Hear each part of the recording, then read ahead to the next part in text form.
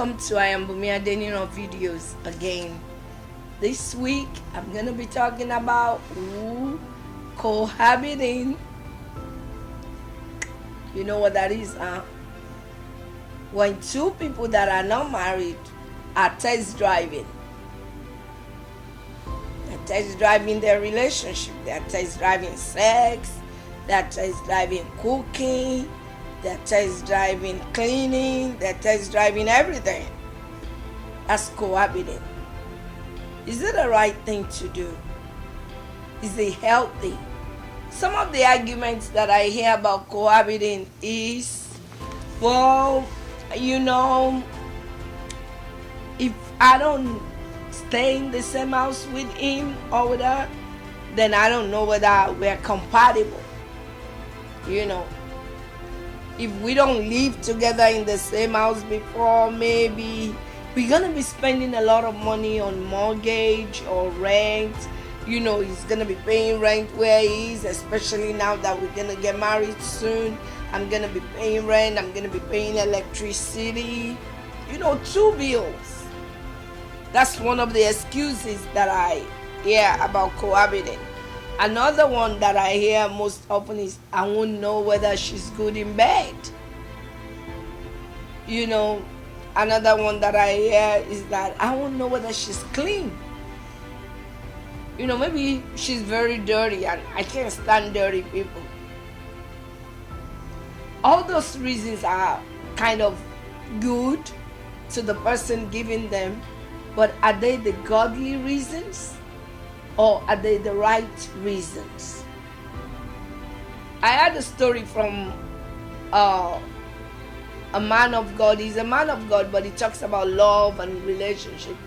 And he says, when you're talking about test driving, you can only test drive a certain level of automobiles. He gave a very good example that if you want to buy a Toyota, Sienna, Camry, you can go there and they can let you test drive. Some let you test drive for like 2 days. You take the car away, you drive it, you see how good it does on the highway, see how good it does with gas, and then you bring it back. But the day you walk into Maybach, which is the top line of Mercedes, or the day you walk into a top of the line Range Rover, or the day you walk into Rolls Royce office, ain't no test driving, nothing. Why? Because the value of the car is already there. They know the value of what they produce. You cannot tell the person that manufactures Lamborghini or Ferrari that if you don't test drive it, you don't know the value. No, the value is already in the world. You don't see a Lamborghini shop on the street. When you enter their shop, when you enter a Maybach shop, when you enter a Rolls Royce shop, you will know that you have entered a store. It doesn't matter how blind you are. The atmosphere will convince you that these are luxurious cars. The same way I want you to look at who you want to test drive. The lady you want to test drive for 9 months, or the man you want to test drive for 9 months. Is that man a Toyota Camry, or a Nissan Sentra, or a Ford Focus worth to you? Or is the man a Ferrari or a Lamborghini worth to you? Just think about that. And the woman that obviously is women that usually move in with men most of the time, especially in African culture that I come from. And you woman that you want to be tested, are you really worth it? If you can just say, let's test drive me for 9 months. So if you test drive a Corolla and you don't like it, you're not obligated to buy it. And statistics says many people that cohabit before marriage, they end up not marrying themselves. I think the statistics says about 45 to 60% end up not marrying themselves. That means you have been test driven by so many cars in your life until you decide to settle down. Let's think about it a little bit. When we cohabit, there is 99.9 tendency that we are sleeping together. I know sex is enjoyable, don't get me wrong, but sex is supposed to be a soul thing. We're supposed to connect soul-wise, in the soul. That's why the Bible says the two shall become one. You don't sleep with a prostitute and become one. You don't sleep with one night stand and become one. You just had a 5 minutes pleasure with that. And if you're gonna marry somebody, you expect to become one. So if all you're doing is allowing somebody to test drive you and your soul is connecting to that person, how many souls do you want to connect with your one soul? As a child of God, how many souls do you want to connect it with? Just your one soul?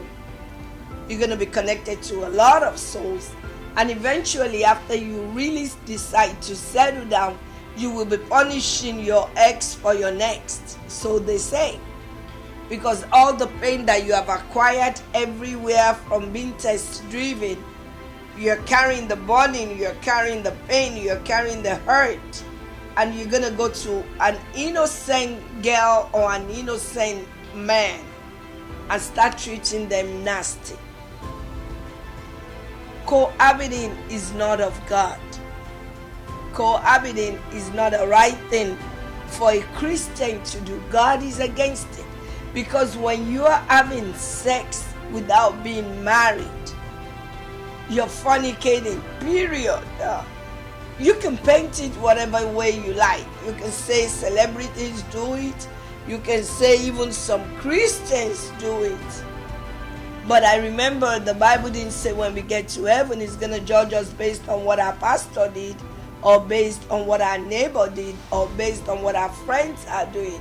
So cohabiting is not of God, and it is wrong. I'll be right back. Welcome back to I am Bunmi Adeniran. We're still on the topic of cohabiting, living together before marriage. I was giving an example of test driving, and I want to give credit to the author of that story that I just told you. Pastor Kingsley Okonkwo is the one I heard talking about test driving a car, how he went to a car show and he wanted to test drive, I think he said a Maybach, and they're like, don't even come close. We don't test drive around here. You even come here by appointment, he said. They told him. So he couldn't test drive it. After all, he has test driven all the cars, all the little cars. So as a lady, let me talk to ladies first. As a lady, are you a little car what? Are you a small car what? There's an adage in my language or my dialect that says you cannot say you are worth $10 and people want to buy you for $100. It's not possible. You determine your worth. If your worth is $1,000, then treat yourself like a $1,000. I don't mean pride. I don't mean boastful. But I mean treat yourself like you're $1,000 worth. And if you think you're worth $5, hey, go for it. For me, I would encourage you as a child of God, as a young lady, to know your worth. We're talking about cohabiting. What are the disadvantages of cohabiting? One of the disadvantages is what we call see finish. There's nothing else to offer. When a man has been with you in the same house, they've seen you naked, they've seen you cook, they've seen you clean. What is the adventure after marriage? Marriage should be adventurous. There should be something the guy or the lady is looking forward to in each other. But when we have done everything before marriage, then we just continue business as usual. And when we get tired of each other, we carry ourselves and we say, okay, I don't want to deal with you anymore. I've had enough of you. Please go your way, I go my way. You know, talking about test driving, if you test drive a woman so much, part of you belongs inside that woman. And then when you leave, you realize that most people that go through divorce or pain like that, and I'm not saying divorce in when situations are really worth divorcing about, although it's hard. I'm not saying in genuine situation like that, but in cohabiting, when you now break each other's heart, the pain is hard to forgive because each party is gonna feel used by each party. One of the disadvantages I say is see finish disadvantage. I've used you, I don't need you anymore. The second disadvantage is spiritual problems. For everybody you sleep with, you contact a little bit of their spiritual life. A little bit. And then John comes, he deposits a little bit of his family spiritual problem. Andrew comes, he deposits a little bit of his spiritual problem. Jacob comes. So you now combine like 4 family spiritual problem in yourself, and after marriage, struggle begins. Believe me, I'm preaching to the choir. After marriage, struggle begins. And then you start trying to figure out what on earth is wrong. How did I end up like this? It's because you're cohabiting. There is no money you want to save that can make you live with somebody you are not married to. Instead of that, let him rent a more comfortable place and you rent a little space somewhere, so that by the time you combine the money, you are not overly spending. I think that's a better idea than to make yourself cheap and available and then you're not worth anything anymore. Parents, what do you talk to your children about cohabiting? Let's talk to parents a little bit. There's some parents that are still living on earth, and I mean in African culture. When I talk to Americans, I have to consider their culture, because in some Americans, and I'm not gonna say all, in some American cultures they allow it. But I had a colleague one time that was gonna get married, and I said, are you guys living together? And she said, my parents would never allow that. If I do that, my parents are gonna tell me we don't need to get married anymore, we're done. So some Americans don't tolerate it too. In Western world, some people don't tolerate it, but we back in Africa, we think we're copying the Western world. And some modest and morally sound families will not take it as well. So the disadvantages is you have devalued yourself. One of the other disadvantages is you have contacted spiritual powers that you don't need to have inside you from whoever you have been sleeping with. It lives a little bit in you. Sex is more spiritual than physical. That is why when people sleep with people, they can't let go. If it is just enjoyment that sex brings, then you can sleep with anybody. But because there is a soul connection, then it's difficult to let go. That's one of the other disadvantages. The third disadvantage that I'm going to talk about is the value that you place on yourself. Make yourself worth buying. Make yourself worth admiring. Don't finish it all. Give that man something to look forward to. Give that woman something to look forward to. And above all, biblically, the Bible forbids it. So don't do it. Cohabiting can be avoided by having a standard, creating a standard for yourselves, and having boundaries. Don't do the things that will tempt you to want to live together.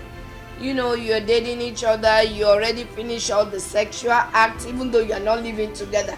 Then you'll be compelled to go live together because you want more of it every day, especially when you're younger. So don't give yourself room to begin to cohabit. Live separately, live the adventure for after the marriage, and you will see that there is more things to look forward to after marriage than just sex, cleaning, test driving. God bless you. If you have any question, contact I am Bunmi Adeniran. You can contact us by YouTube, by Instagram, by WhatsApp, and we'll help you answer more questions. Thank you and have a godly day. Bye-bye.